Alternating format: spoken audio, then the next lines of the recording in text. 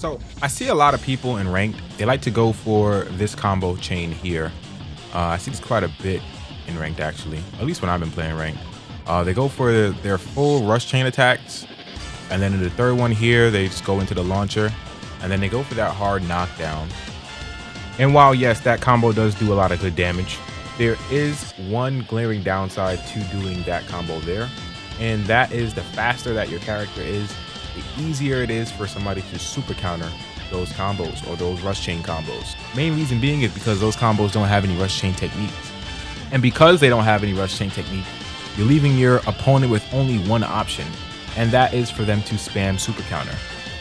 Rush chain techniques are going to be those moves you get depending on the character that you're using when you press triangle or Y, or I think it's right click on mouse and keyboard, after square or X, or I think it's left click on mouse and keyboard. We are going to call those the attack button and the key button respectively. Attack button for square, key button for triangle. By pressing these buttons respectively in succession after each other, you will get a different rush chain combination or rush chain technique. For a character like Cell, for example, his rush chains are very good. He has pretty much a mix of everything. He has flying kicks, which is this here. This triple kick animation is different for every character. Some characters have this triple kick, some characters have a flip, some characters have kicks into a flip. It depends. You gotta try them out and figure out for yourself. For the second one, we have heavy finish, and for the third one, we have Ki cannon, and for the fourth one, we have rolling hammer. And then if we switch over to Raccoon, for example, we have blaster wave, we have heavy finish, we have we have rolling hammer, and then we have heavy finish again. Now characters also have different step-in options, so they'll have different step-in chains on their rush attacks as well. So for Cell, he has a step-in heavy finish. Other characters will have something different depending on the character that you're using. You'll want to test that as well. And every character has access to a step-in ground slash or a step-in lift strike, like so. Now there are going to be some characters that have this move here, which is called Rush Blaster Wave, I believe, or Rush Key Waves. This move is not very good, I'm gonna be real. It's on the bottom of the totem pole if I had to rank all of the rush chains. But this move actually has a certain property if you do it after a rush combination. So you'll see here, this is why the move isn't that good. The enemy can just vanish out of it at any point. Even if they're getting hit by it, they can just vanish out of it. So you see here, he just keeps vanishing, which is kind of crazy. And this is him just holding the guard button. So like, if you just hold the guard button while being hit by this, you just can randomly vanish it. I really hope they fix this, but if they don't, it's fine, it was whatever. But every character that has a rush in or a step in, or rush blaster wave or rush key waves, when they do their rush chain and they step in, it turns into heavy finish. So keep this in mind here, because you can step in on characters like this and catch your opponent off guard with a rush chain that they may not have been expecting, because they thought that the character had rush key waves or rush blaster key waves. To see what rush chain combinations your character has or what rush techniques your character has, you want to go into the explanation of control options and go through the menus until you find where all of the rush combinations are listed. You'll see flying kicks, you'll see heavy finish and things like that, and you'll also see the enders for them as well. You'll also notice while you are looking at that explanation of control screen that some of the characters have extra finishers on top of their heavies. So for some of the heavies, for example, like heavy finish, they can have the delta heavy finish or the heavy crush. Depending on which one you have, will give you a different input. They will look like so, this being the heavy crush, and then the first one I did being the delta heavy finish. Now, should you learn how to do the enders?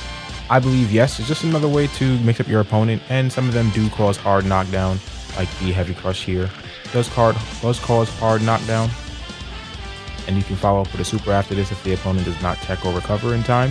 You can follow up with a super and then they have to vanish it, and things like this here as well does cause hard knockdown as well. So again, you can follow up with a super and then force the opponent to have to vanish.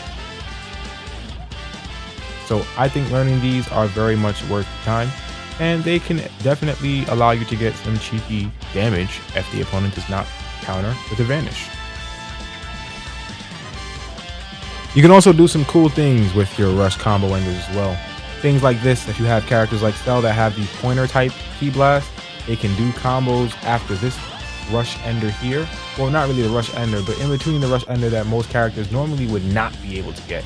Like, this is actually very, very good in my opinion. It's a good way to catch people off guard. They're gonna be like, what the heck did I just get hit with? And you can go ahead and continue your combo just like that. And you'll see if I go ahead and go into Gohan, he's not able to do that same technique there. It's just gonna drop. The key blasters go too far, or the key blasters go too slow, and the character's able to turn around, which causes the first key blast to miss. But characters with that pointer type key blast, or that laser type key blast, like Cooler, like Cell, like Frieza as well, they're able to go ahead and do things like that. And for characters like Cell, that's even going to extend to their short dash attack. You can combo after that with the same follow-up as well. This makes for some pretty cool approach options when that just combos into a full combo. So now that you know what rush techniques are and why you should use them, let's go into how you should use them. This clip here is one example of how you can use your rush techniques. You can use them to win the rush clash. So you'll notice sometimes when you're attacking at the same time at your opponent, the moves kind of cancel each other out.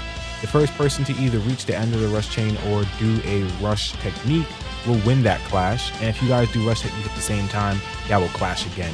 You'll see here in this clip here, I actually win the clash with a ground slash. Another way to use your rush techniques is going to be for positioning. As you can see later on inside this clip here, I will actually use the heavy finish to flank around the opponent and get some key blasts from behind. Another reason to go for your rush techniques is going to be to mix up people who are just going for a straight super counter the whole time and aren't trying to vanish inside of your defense, inside of your rush chains. If someone is just using super counter all the time, the best way to beat that is to go for short, concise combos. And the best way to go for short, concise combos is using those rush chain enders that I talked about earlier. Once the opponent starts to adapt and they start to vanish your rush chain enders, that's when you start going for a little bit longer combos, kind of test the waters. It's all a mental stat game for the most part in this game. A lot of it is strategy and making your opponent need to think on defense. The more they need to think on defense, the better you'll be able to get off your offense.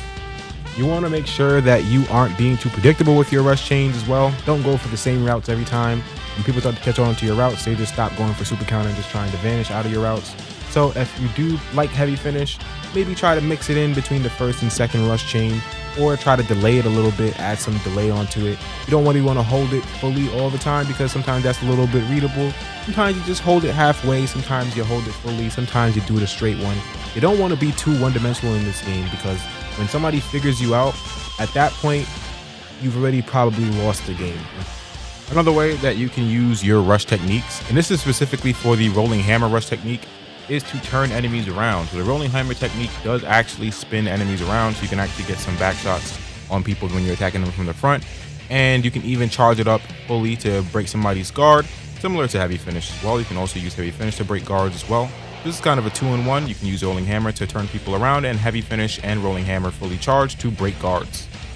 And the final and most important way to use rush techniques, in my opinion, is to mix up your combos.